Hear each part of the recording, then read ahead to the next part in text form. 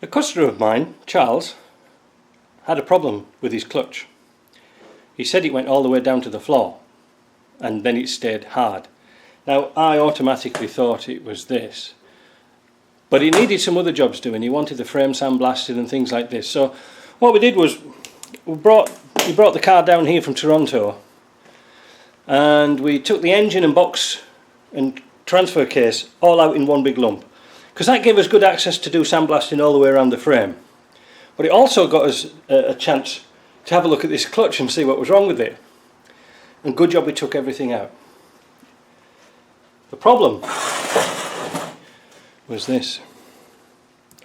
Somebody at some point had been driving with their foot on the clutch all the time. The clutch pedal is not a footrest, and this is the consequence of the actions. Look how the bearing plastic has pushed through these clutch fingers. It's been so hot it's seized up, and I don't know if you can see very clearly. Let's see if I can put the flashlight on. The most pathetic flashlight in the world. There we go. You can see that bearing's got so hot it started to go blue in places. I hope that picks up, because that's quite good. So that's the bearing, that's what's happened to it.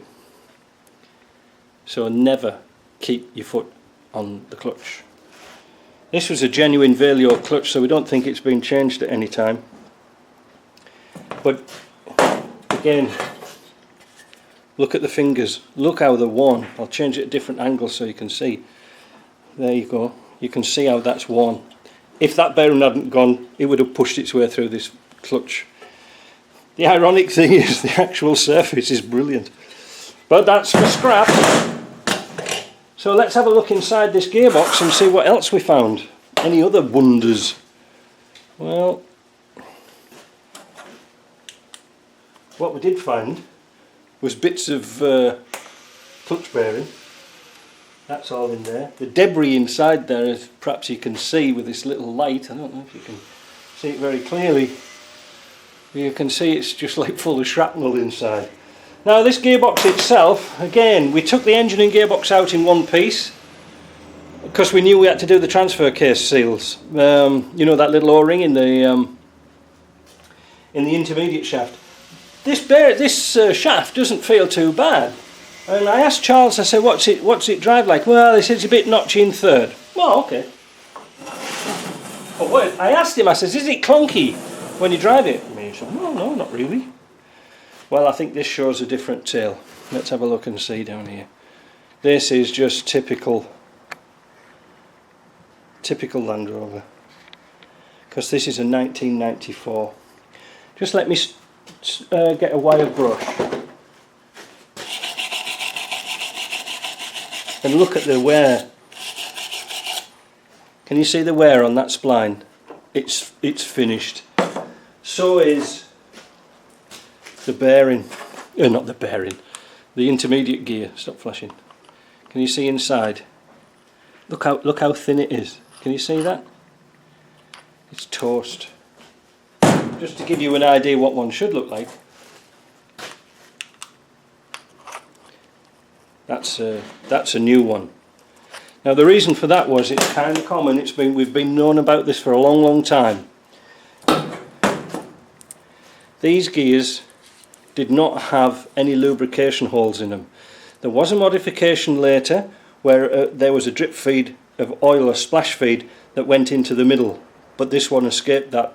So whenever you buy a Land Rover, just make sure it's not clunking, because this is going to be a very expensive repair. The fix for it was to drill holes in the gear. That's all it took, and it fixed it. Now, just whilst I'm rambling on about this gear, there is one particular gear for the LT77 that's not available with the holes in. All is not lost. If you use a masonry bit, sorry about the noise, Charles taking his car to bits. If you use a masonry bit, very slow with oil, you can actually drill through that, because the tungsten will drill through hardened steel. So you can actually put some holes in it. So there's a little top tip. So what I'm going to do now, I'm going to strip this gearbox down. We'll do this in a separate video, bit by bit, so we can show you real time what problems we come across in this particular transmission. So, making Land Rovers a bit better. It's going to be expensive, boys, but what can we do? We're in Canada, we can't just go to Ashcroft's and get one for 450 quid. We have to import everything, rebuild it here, and you know, do we just want to replace the shaft? Well, no. So making Land Rovers better, in this instance, we can do it, but it's not going to be cheap. So we'll talk to you later.